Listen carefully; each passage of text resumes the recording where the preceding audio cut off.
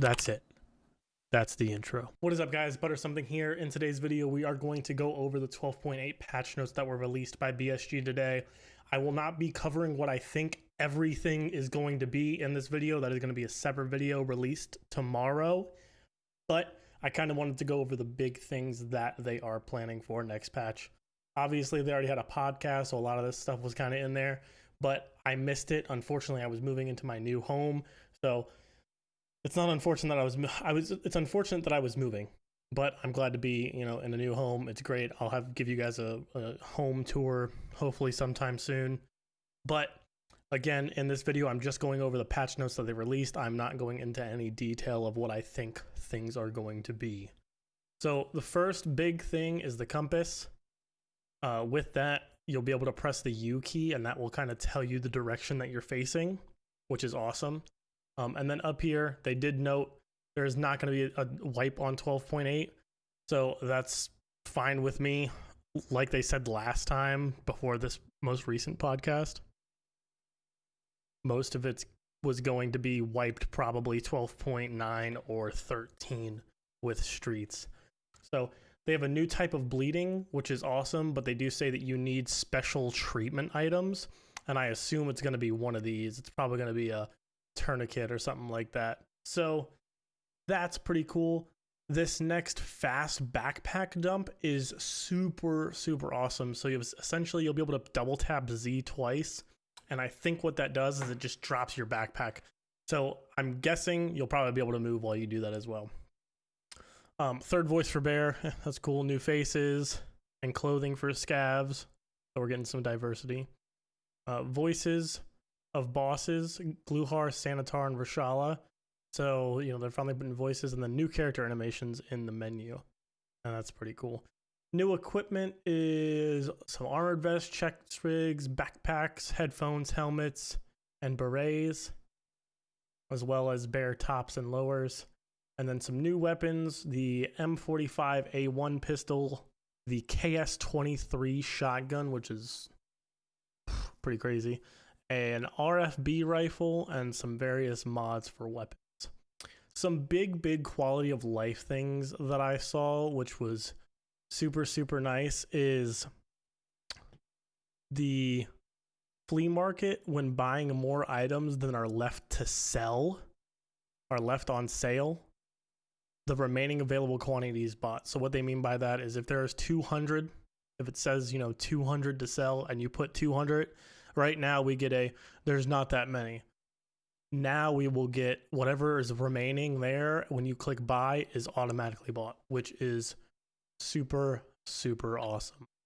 They also have a add loading menu for the context menu, the magazines and stash. So you'll right click a magazine and then you should be able to click load magazine, and it should probably off the bat just load the magazine. The added a found in raid status icon for canister in the hideout generator area if the canister is found in raid. So I'm assuming that this is for the gas, but this just makes it because currently right now we don't have a found in raid, so you won't know to take it out and use it for crafting. So if you need it to craft stuff, you'll know now to take it out. And those are just some things that I found in quality of life. Obviously, I'm going to post a link down below for this, but it is those are just some of the big things that I really saw. And then this is the last one that I saw that I really liked, was in the list after the raid, distance will be added. So every single kill will get a distance where the fatal shot was. So that is awesome, and I'm very happy about that. They added an iteration of the animation system optimization. So just the way animations work, they'll probably be a little bit smoother, but not crazy smooth. Optimizing the work of AI on the servers, high quality color options, and different shader optimizations. So our shaders are going to get a little bit better. A lot of AI improvements, which I am super super happy about. One notable thing is the bots will now respond to the player scav saying follow me. So that is very, very cool. I'm very happy about that. And then they did fix some other bugs. There was something in here that I really, really wanted to point out. Where is it? It's somewhere in here. There's a whole bunch of stuff that they are fixing though. Oh, bugs related to switching view. Sorry, bugs related to switching views in the hideout when a night vision is on a character. So like if you have your night vision on while you go in, they fixed that bug to where you should be able to turn it off now.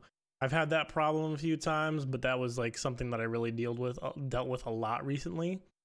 Spam after suicide with grenade related to decal render. I don't know if that's something that's massively hurting people. What else? Oh, the painkiller or stimulant was removed earlier than the shown time. So like right now, if you went into raid and had painkillers, the visual effect of having painkillers actually disappears a little bit earlier than the actual painkillers wearing off.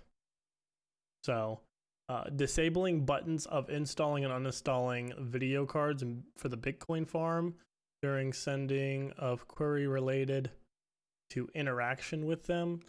So I don't know if they're taking it out completely, and this is the one that I was talking about. I don't know if they're taking it out completely where you're going to be able to, depending upon the level of your Bitcoin farm, be able to take these out. But I'm hoping that they don't completely take it out so that you can't take graphics cards out. My one little worry. They did change some things. Very, very cool stuff here as well. So they have a skills that require body hits to progress will no longer be progressed with a party member. So all those people that you see that are just hitting each other in the freaking legs to level up their strength and stuff, it's not going to work anymore. The next thing is big plastic containers now spawn more items in general. I am super, super, super excited about this because I think that these bigger containers on woods are going to kind of make woods a little more worth it. I understand that there are some in customs, but I want to say with that, you're going to be playing customs a lot when it comes to the beginning of Tarkov.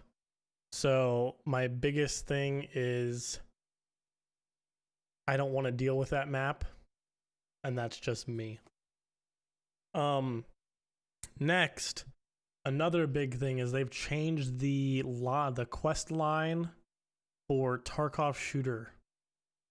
You can now use any bolt action rifle. So whether it be a DVL, an SV98, a Mosin, all that stuff, you can use that now, and that's really, really good. The last two things that I thought were great is increased fall damage. It's cool. Yeah, why not? But the big one right here is quests unlock it. The quest to unlock Jaeger is now available after accepting Gunsmith Part 1. So as soon as you accept Gunsmith Part 1, you get Jaeger. So the biggest thing is you don't necessarily get Jaeger, but you're able to do his quests. The biggest thing here is I actually have a video, and I'll leave a link here, is I talked about how the Gunsmith quests shouldn't be locking traders, and you shouldn't need to progress past those to unlock traders. So very, very cool about that.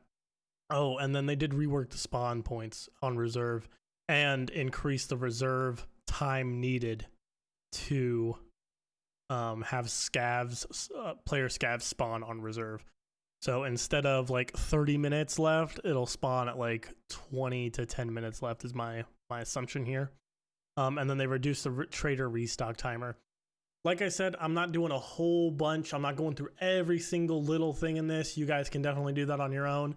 But I am going to go ahead and make a separate video again with all of my thoughts on how I think things are going to change and what I think a lot of new things that they're adding are going to be and how they are going to act and how they could potentially work. If you feel that I left anything out in this video, definitely make sure to leave a comment below.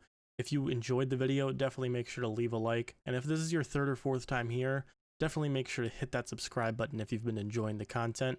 I want to thank you for watching, and I'll see you on the next one.